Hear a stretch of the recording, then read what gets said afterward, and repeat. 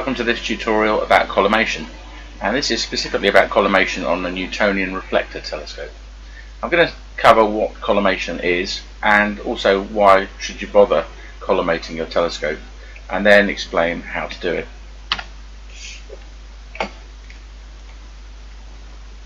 So if we look at a Newtonian reflector, essentially we have a tube, and inside the tube we have a primary mirror at the end of the tube, a secondary mirror which is flat, and that's organised in the middle of the tube near the top at 45 degrees to the main axis of the telescope, and we have a focuser tube and then an eyepiece or a sensor placed at the end of the focuser tube where we want our image to focus. And the light enters, actually just explain, but some people will use a coma corrector or field flattener. It depends what you're doing. If you want to look at planets where they're just a small object in the middle of your field of view, you wouldn't need a coma corrector. But if you want to take wide field astrophotographs, you need focus right across the whole sensor, and then you would need a field flattener or coma corrector. So the light enters the telescope, reflects off the primary mirror, reflects off the secondary mirror, through the coma corrector and onto the sensor. Now, collimation is the process of ensuring that the resulting focal plane is exactly aligned with the plane of your sensor, so that you get correctly focused stars all the way across your image. You can imagine a line from the center of the mirror to the center of secondary mirror to the center of the primary mirror, and also from the secondary mirror to the middle of the sensor. And those two lines are at right angles.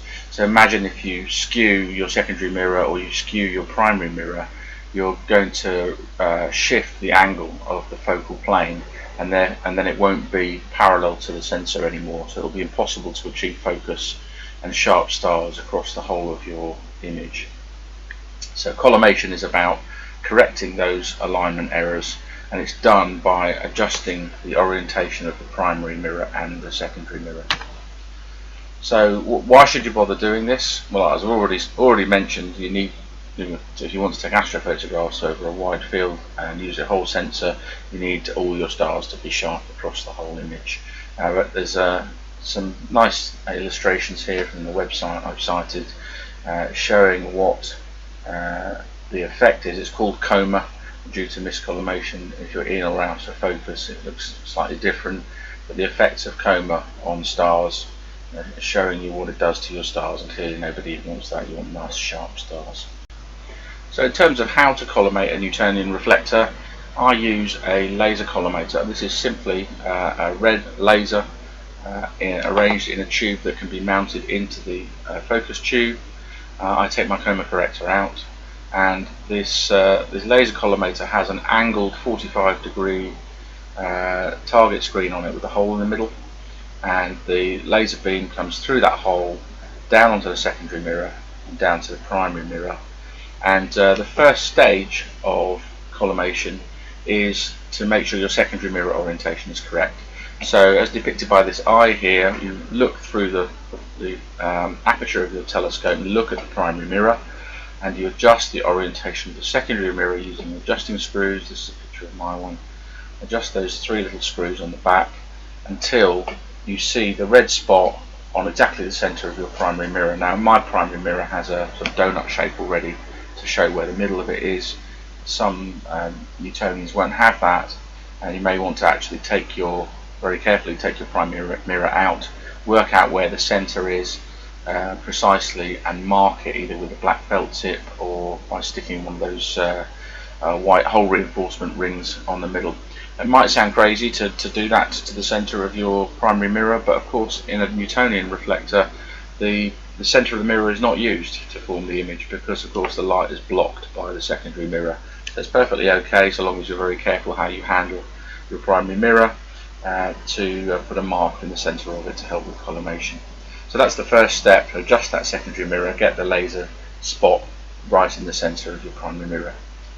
And then the second step is to go around to the back of the telescope and look at this little angled target screen on the collimator. There's a shot of my one, and you're looking for that laser beam to reflect back off the secondary mirror and up, and actually to go right through the middle of the hole in the target on the laser collimator. And of course when it does that you won't be able to see it. So in this photo you can see it slightly off, you can see that red spot, but we're actually looking for that red spot to disappear down the middle of the hole, and then we'll be fully collimated. So it's only a two-step process, and I'm now going to show a quick video of me collimating my Newtonian reflector. Now what I've done before I start the collimation is to turn that laser collimator around so that the target on the side of it is pointing back towards the back of the telescope, and that's to get ready for the second stage of the collimation, where we adjust the orientation of the primary mirror using these 3 adjustment screws on the back. So now we need to go around the front and have a look at where the spot is on the primary mirror. So we're going to have a look down the front of the tube at the centre of the primary mirror. In the centre on this telescope there's a little donut. You see a little ring there, and that ring, you want the red dot to be right in the middle of that ring, and need to adjust the 3 screws on the back of the secondary mirror with an Allen key, very much like adjusting the tripod that it's in an equilateral triangle. Little adjustments on there, and you'll soon see which way the spot moves and get that spot right bang in the middle. Be careful not to try and over tighten these 3 screws, they're quite delicate.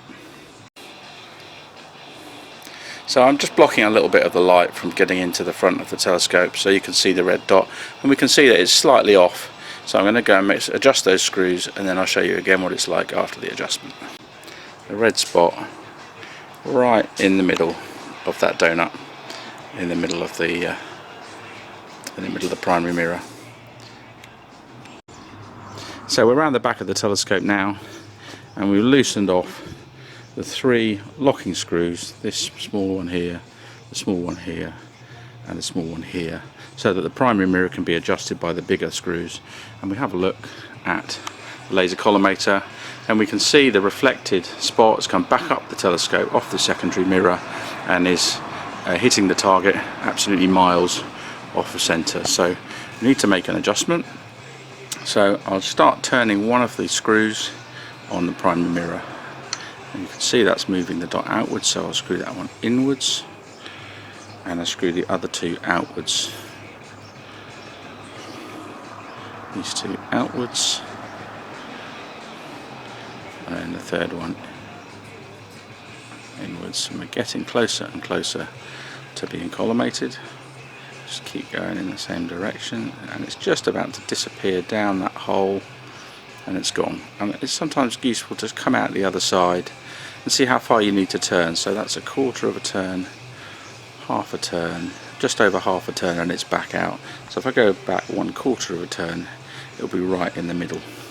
So now that I'm collimated, I just need to very gently close off the locking screws. Very important not to tighten these hard, as you're putting too much pressure on the glass of your primary mirror. Just take up the slack until they stop, and that's all. And one thing I didn't mention, you'll notice I did this whole job of collimation with the telescope horizontal, and that's really important simply because when you're putting an Allen key in through the front of your telescope to adjust the secondary mirror, if you drop it, you do not want it going down and smacking into the glass surface of your precious telescope's primary mirror. By putting it horizontal like this, if you drop the tool, it'll simply fall on the lip here and you can pick it up again. That's not a problem. A tip I was given by one of my good colleagues at Hans Astro. So we're collimated. Now we can take out the laser collimator, turn it off to save the battery, and put the camera back in.